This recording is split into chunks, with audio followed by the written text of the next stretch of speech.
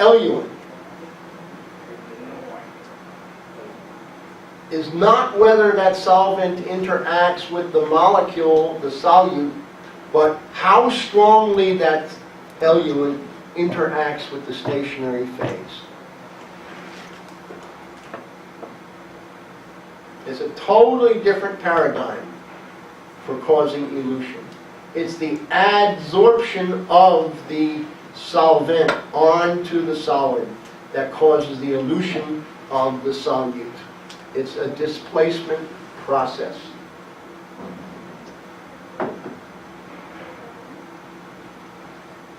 So, imagine a solid adsorbent, and we've got it fully populated with your mobile phase M. In order for a solute molecule to adsorb on that surface, according to Snyder, these solvent molecules these mobile phase molecules have to be displaced from the solid. They go up into the mobile phase, and the solute now has a place to sit down.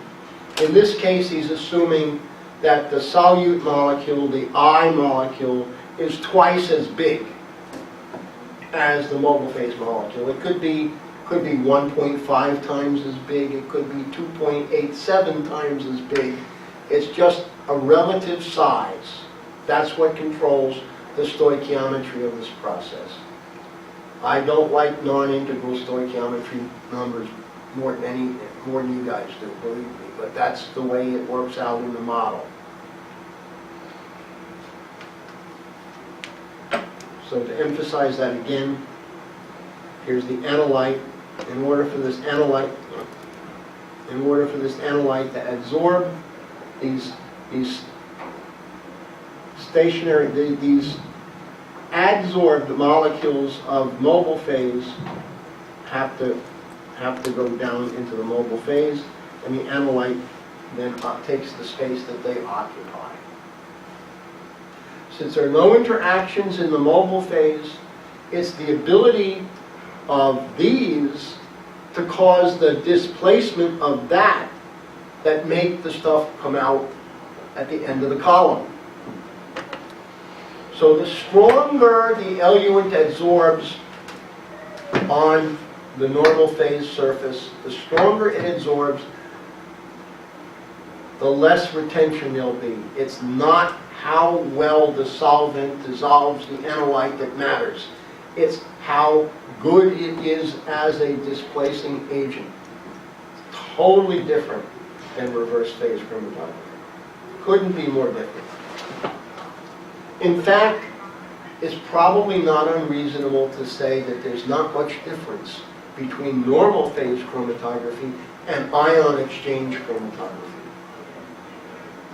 You can't get an analyte to come off of the ion exchange site until you replace that analyte with a stoichiometric amount of charge.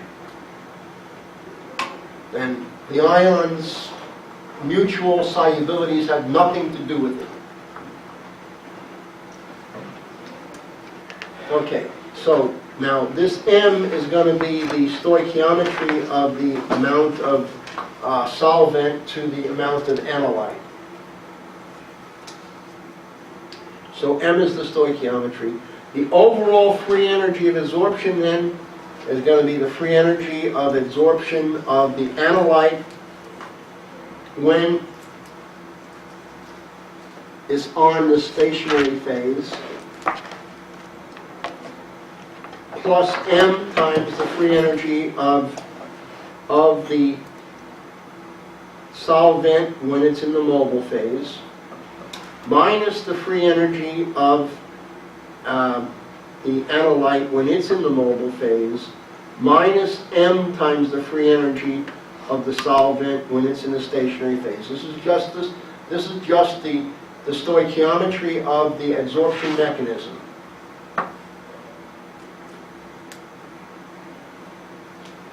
In order to not have to carry around a bunch of RTs and whatnot, Snyder defines this energy as delta G naught I of each of these processes divided by RT. So this then becomes delta E is just replacing each of those G's with an E like this. Now we're going to impose the assumption that nothing important is happening in the mobile phase. So here's a mobile phase energy. Here's a mobile phase energy. We're going to say they're either small or this minus sign, they cancel one another out. Either way. So neglecting the interactions in the mobile phase, we come up with this equation, which just involves energies in the stationary phase. So this is the energy of absorption of the analyte. This is M times the energy of absorption of the solvent on the stationary phase, because the stoichiometry is 1 to M. Because M molecules of solvent become displaced when 1 molecule of analyte become absorbed.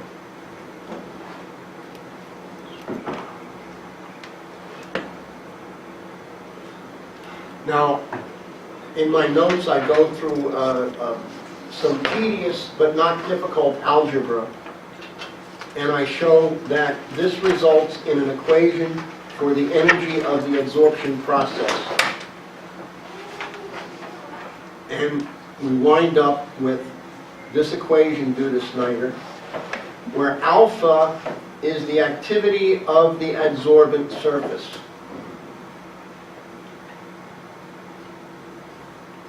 I'm sure you've all done some thin layer chromatography sometime in your organic lives. If you did it right, what was the first thing you do to your thin layer after you make your thin layer plate, if you made them, if you didn't buy them? What? What do you have to do to that plate before you use it?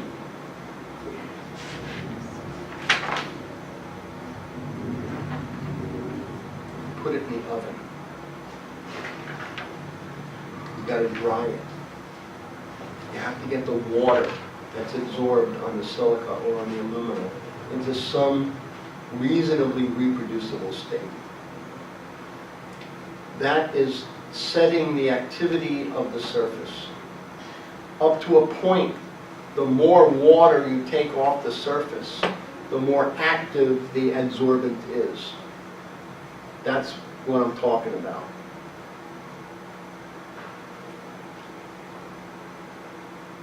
S naught is the energy of adsorption of the analyte or solute on a surface of unit activity. If you double the activity of the surface, the energy of absorption doubles, because this multiplies the whole thing inside parentheses. So this is the energy of absorption of the solute. Epsilon naught is defined as the energy of absorption of the solvent per unit area occupied by the solvent on a surface of unit activity. This is the area occupied by the analyte molecule, and this is the epsilon naught, and this is what we refer to as the solvent strength,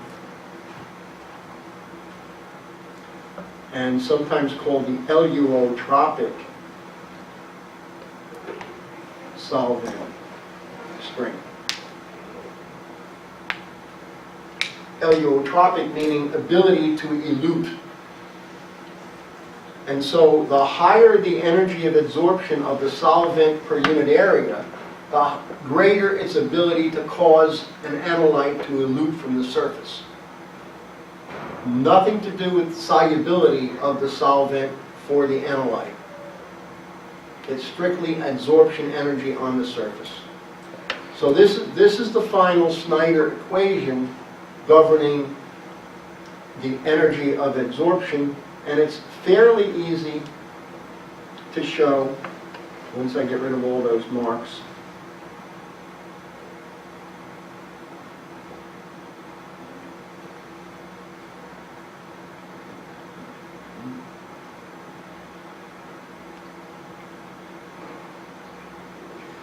That the log of the distribution ratio of the solute between the stationary phase and the mobile phase, that is something directly related to the K prime, is given by this equation, where this represents the amount of water absorbed per gram of stationary phase, be it silica or alumina.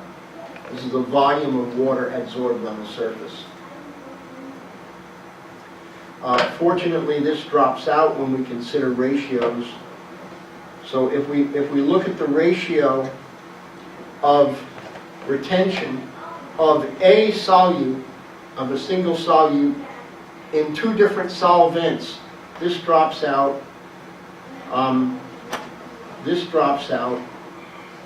And so the ratio, the change in retention, if we change from one solvent to another, depends upon the surface activity, the size of the solute molecule, and the difference in the solvent strengths of the two solvents. And fortunately, this equation gives us a way to measure the solvent strength by defining one solvent as a 0 point. And usually N-pentane, the epsilon naught of that is defined as 0, 0, 0, 0. So the epsilon naught of all other solvents is defined relative to N-pentane. And I'll show you a table of epsilon naught values in a little while. Well, I'll show it to you right now. The epsilon naught depends upon the nature of the stationary phase. It's not the same for silica and alumina. The model has been extended to non-polar adsorbents like charcoal. There's not too much data, kind of thin. But let's look at some of these. Here's N-pentane 0, as I said. You wouldn't expect hexane and heptane to be very much stronger solvents than pentane, only a little bit. Chlorinated alkanes definitely are stronger solvents. The chloro group is going to adsorb on a really polar surface.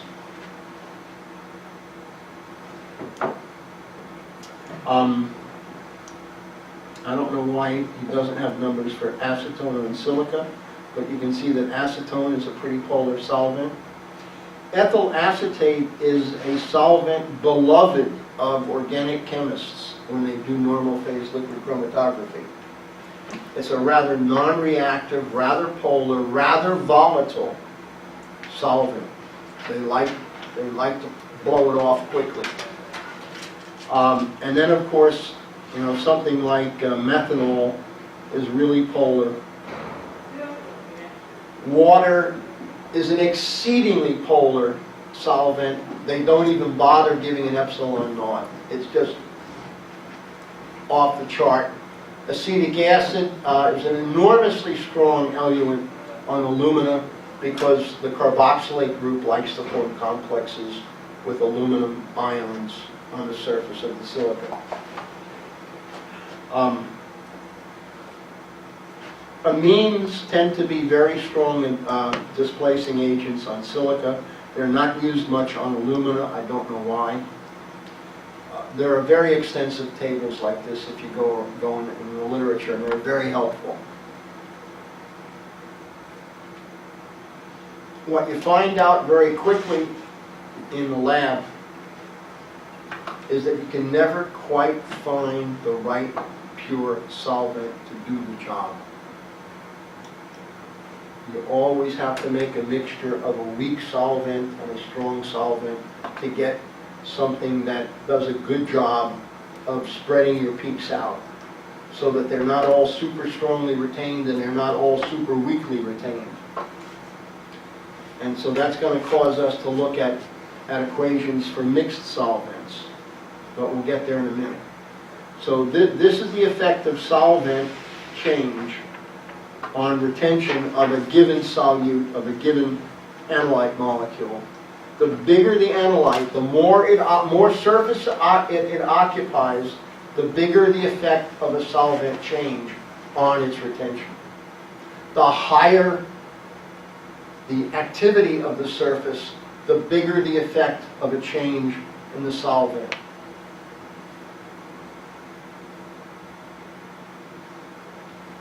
Now the other issue is, how do two different solutes adsorb?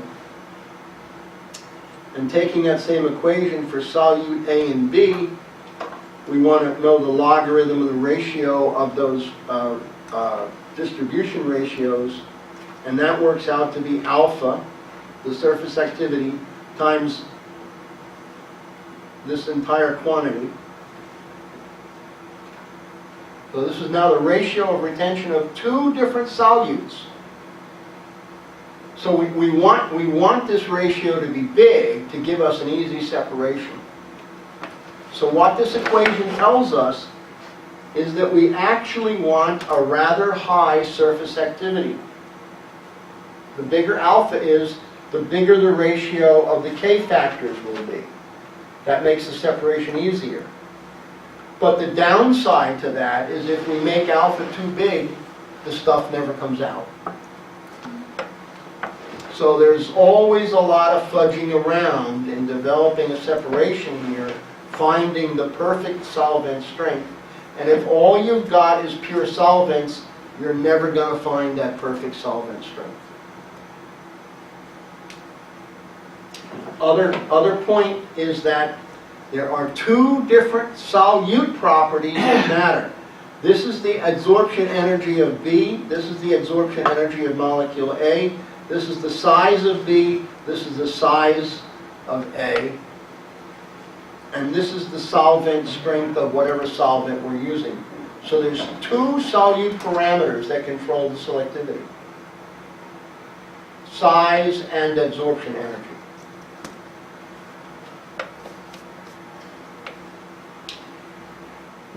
Just in the rare case that solute A and solute B occupy about the same amount of space on the surface, this will go away. And as long as you've got a difference in the energy of adsorption, you're still going to get a separation.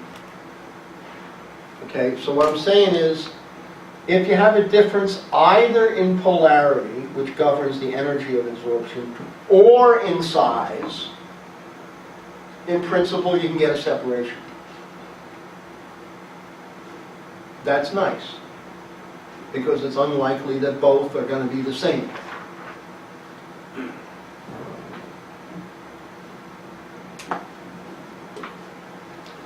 Okay, now Snyder made a lot of assumptions, and so there are going to be times when this model comes apart. But it's actually good when it comes apart because it enhances the selectivity. So if you have very polar or very good hydrogen bond active solutes, they will localize on strong sites on the surface.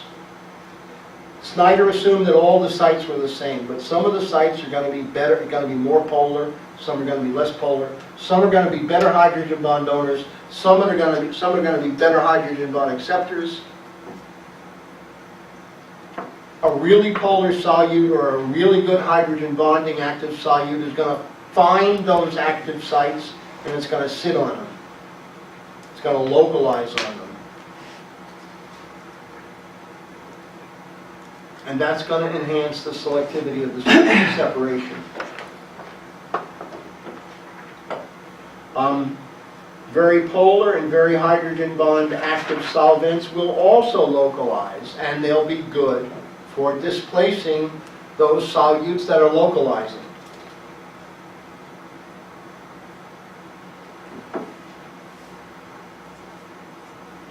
when a normal phase adsorbent that has a low surface area, surface activity is used. Okay, so you have a low activity, you're not going to be able to neglect the interactions in the mobile phase so much anymore. And the model's going to out. But that just means that there's more opportunity for getting selectivity. So failure of the model sometimes helps you get selectivity. But don't look for exact agreement with the model when you've got adsorbents of very low surface activity. Meaning there's a lot of water on the alumina, a lot of water on the silica. The last part of the model, which I'm not going to delve into deeply, is that Snyder was able to show, he was able to assign an energy of adsorption for various functional groups.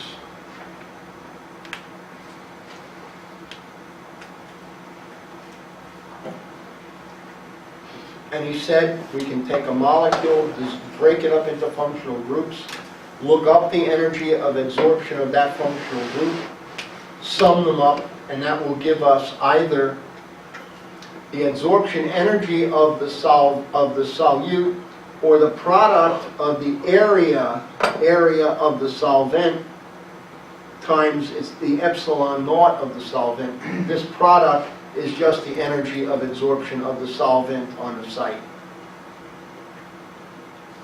And he very nicely provides tables of these Q factors that can be added up.